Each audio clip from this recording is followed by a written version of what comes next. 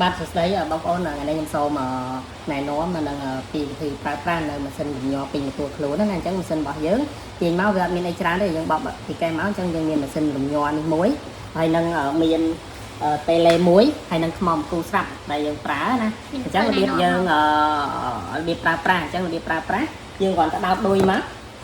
យើងគ្រាន់តែដោតដុយមកអត់មានអីលំបាកទេអញ្ចឹងដោតដុយមកព័ត៌មានអីនឹងបង្ហាញនៅលើអេក្រង់នេះអញ្ចឹងនៅពេលដែលយើងប្រើអញ្ចឹងសម្រាប់ពួកយើងអាចបញ្ជាទៅតាមរយៈ tele នេះណាអញ្ចឹងប៊ូតុងអាពណ៌ក្រហមនេះដែល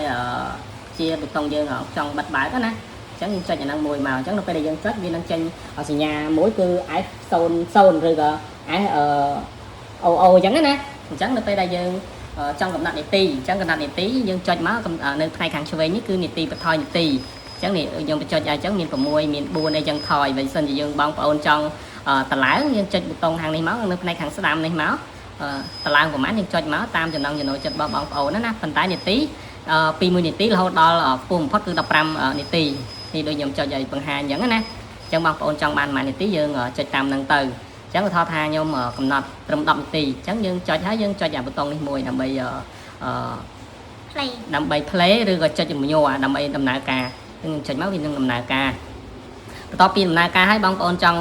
កំណត់នៃការរំញ័រអញ្ចឹងកំណត់នៃការរំញ័រហ្នឹងវាមានរហូតដល់3ប្រភេទដូចមានរូបក្រហមនេះណាមានរូបមនុស្សដើរមនុស្សរត់ដូចអានេះរត់បោះជំហានមួយអានេះរត់លឿនអញ្ចឹងណាអញ្ចឹងកម្រិតរំញ័រទី1គឺរហូតដល់50អញ្ចឹងយើងចុចអានឹងមួយមកនីតិនឹងលេខនឹងវាឡូតឲ្យអញ្ចឹងយើងចុចឲ្យមិញមួយណាអញ្ចឹងរហូតដល់50វានឹងស្កប់អានីតិនេះកំពុងតែថយក្រោយអញ្ចឹងយើងចង់បានកម្រិតទី2អញ្ចឹងកម្រិតទី2គឺរហូតដល់110អញ្ចឹងយើងចុចមកអារូបមនុស្សរត់នេះរូបនេះអញ្ចឹងរហូតដល់110អញ្ចឹងលេខនឹងឡើងរហូតដល់110បាទអញ្ចឹងខ្ញុំចុចឲ្យមើលឃើញណាអញ្ចឹងខ្ញុំចុចឲ្យមើលមួយថាពិតជា110អានេះឃើញ110ហើយបើបងប្អូនចង់បានលឿនជាងហ្នឹងទៀតអញ្ចឹងបើកម្រិតទី3ដែលរូបរត់លឿននេះរូប